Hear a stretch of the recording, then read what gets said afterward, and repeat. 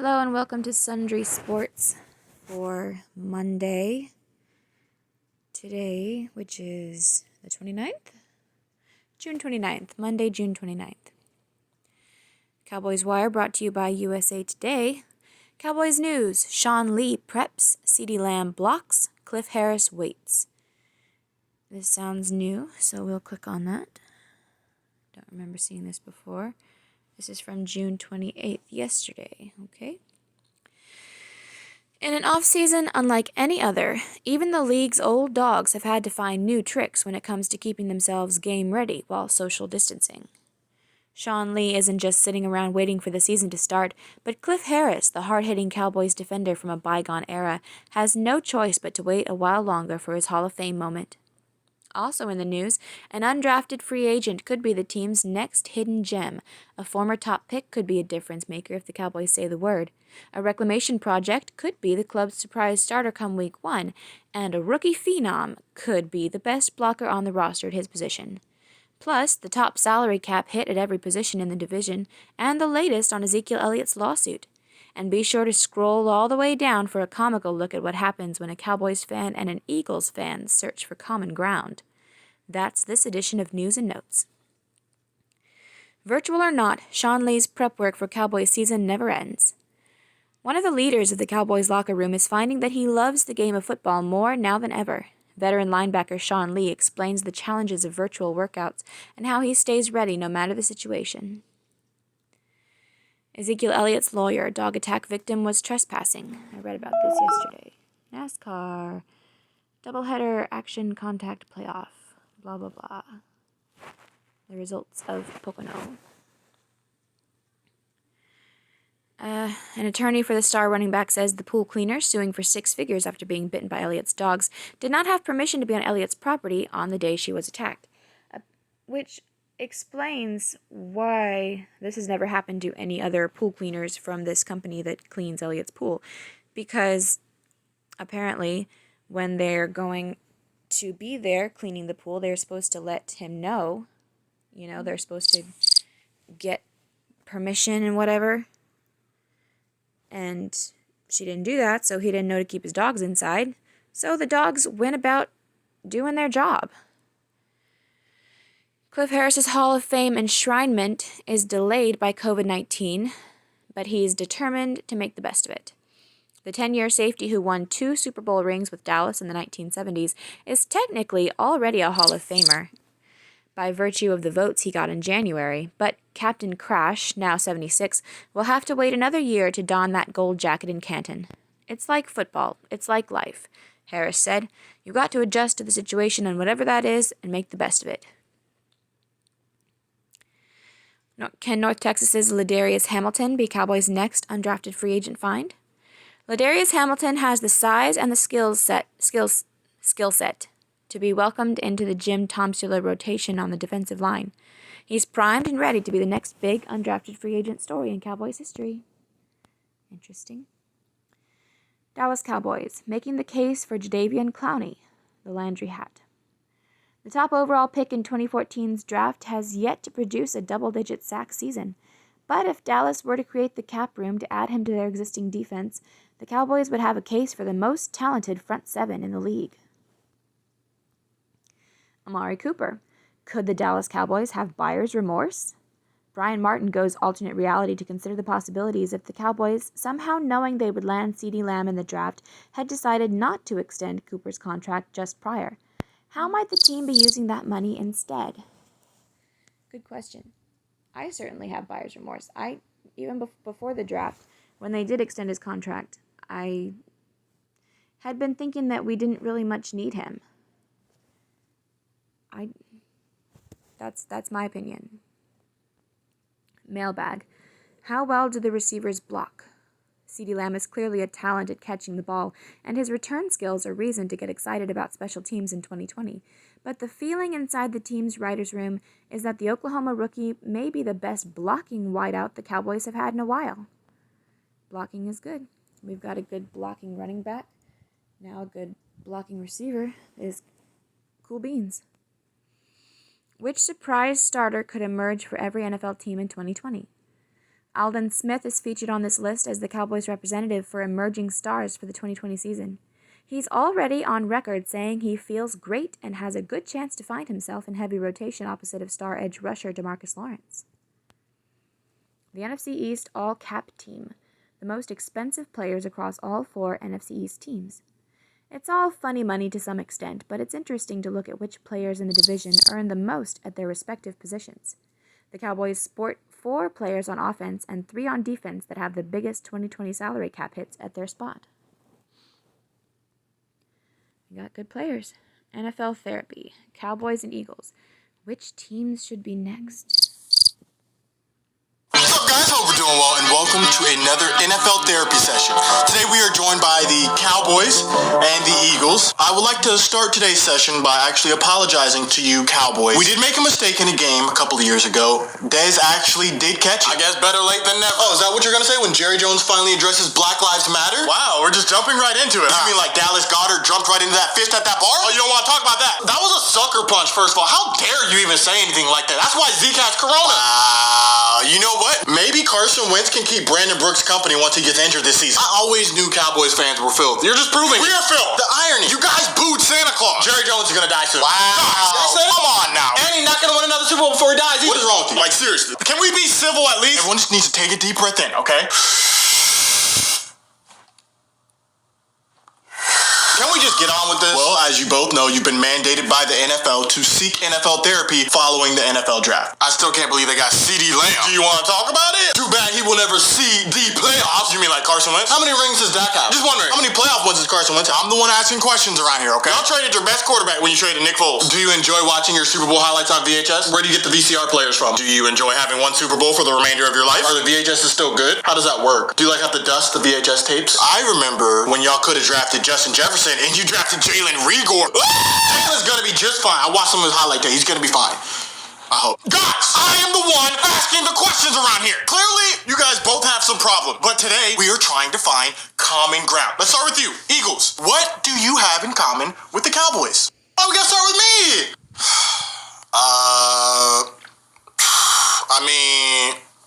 We both like football. There we go. That's a start. Some common ground. Cowboys, what about you? What do you have in common with the Eagles? We both don't like Chip Kelly? Facts! Actually, no, I lied. Y'all were trash with Chip Kelly. Y'all need to get him back. Yeah, okay. As soon as y'all get Jason Garrett back. You wish. Bro, I still can't believe he went to the Giants. Right? Like, aren't you tired of losing in the NFC East? Giants might not be good this decade. Let's not even talk about the Redskins. The Redskins! Is this the breakthrough? Look, man, I know we've had our differences, but I just need you to know, at the end of the day, when it all comes down to it, I hate you. Why do I even bother? I hate you too, man. I hope you lose every game. I hope you guys go 8-8 so you get a bad draft pick. You would think like that if you were smart. You know a lot about 8-8, huh? Did you hear that? That's Dak demanding $40 million per year. I think Carson Wentz just got injured again. Quiet, both of you! Because neither of you took this session seriously, I will be forced to recommend to the league that I see you again back in therapy. What? No, man, come on. I'm not coming all the way down here again. No. Bruh. Come on, man. I will be seeing both of you. This is your fault. In the coming weeks. This John crazy. I don't want to come back. Don't worry. As long as Dak is your quarterback, I don't see any comebacks in your future. You're right. You know what? Maybe we should use our second round pick on a project quarterback. That would have made more sense, right? Where are you going? If you enjoyed this therapy session, make sure to press the like button. Therapy isn't cheap, and we need all the support we can get. See a running back now? How does it work? Leave a comment down below. Which teams would you like to see in the next therapy session? Come back! And I'll see you guys next time in therapy. I'll see you next therapy session. I'm a grown man. Going back. Blitz Tracker Summit. How to make 401%. 401% in these market conditions. Get the insider information. Watch video. North Texas' Ladarius Hamilton. That was in what we just read. Jadeveon Clowney targeting Cowboys. Blake Jarwin a sleeper. Ezekiel Elliott's lawyer. Yes. Brad's deals. Up to 80% off every day. Spring clearance sales. Can Hamilton find a role? Blah, blah, blah. Jets reportedly targeting Lyle Collins. Details of Andy Dalton's hometown discount, buyer's market Cowboys contract emerge. And that's it. Thank you, USA Today. Moving on to ESPN. Good morning. 2 truths and a lie. 1. Cam Newton is a New England Patriot. 2. Tom Brady is a Tampa Bay Buccaneer. 3. I am totally financially independent of my parents. Ahaha. Self-deprecating humor. If you guessed number 3 was the lie, congrats, you win. Hey, that family cell phone plan is a steal. Here's your ESPN Daily. Listen up. Sue Bird and the WNBA's return to play. After winning 3 WNBA championships, 2 NCAA championships, and 4 Olympic gold medals, Sue Bird has pretty much seen it all when it comes to basketball. But now, as she prepares for her 19th season in the WNBA, Bird and the rest of the league are preparing for a season unlike any ever played before.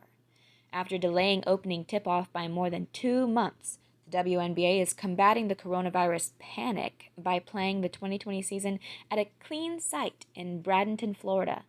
Add to that the increased focus by players on social justice causes, plus a new CBA signed this offseason, and it's no wonder why this is shaping up to be a historic year for the WNBA. On today's episode of the ESPN Daily Podcast, Bird joins the show to discuss how the league and its players came to an agreement, the impact of their new CBA, and how the WNBA has evolved over the course of her epic career. CBA being Collective Bargaining Agreement. Who won the weekend? Ronaldo's fashion, Shaq's dunk, and a proposal. That is a terrible shirt. From Cristiano Ronaldo's $1,670 Louis Vuitton fashion statement, it's a look. This is so stupid. And Russell Wilson's TikTok duet with Ciara to Jacksonville Jaguars receiver Colin Johnson's wedding proposal, and Shaq ripping the rim off in a game of horse with Rob Gronkowski. The sports world had itself a weekend. If we have to crown one winner, I'm rolling with Shaq Diesel for his superior display of athleticism and strength. Ronaldo is a close second, though, because I'm slightly envious of his matching set. Are you fucking kidding me? Looks like something I would very much like to lounge in. Ew. Ugh. Things to care about. Clear eyes, Cam Newton can't lose. Cam comeback SZN is upon us, folks. In a move that makes perfect sense, the New England Patriots have agreed to a deal with Cam Newton on a 1-year incentive-laden contract. As our Bill Barnwell, who gave the move an A grade, put it, this has a strong case to become the best free agent signing of the offseason. High praise for a guy coming off of a season-ending injury. Perhaps, but you have to consider that the Pats have little to lose and everything to gain.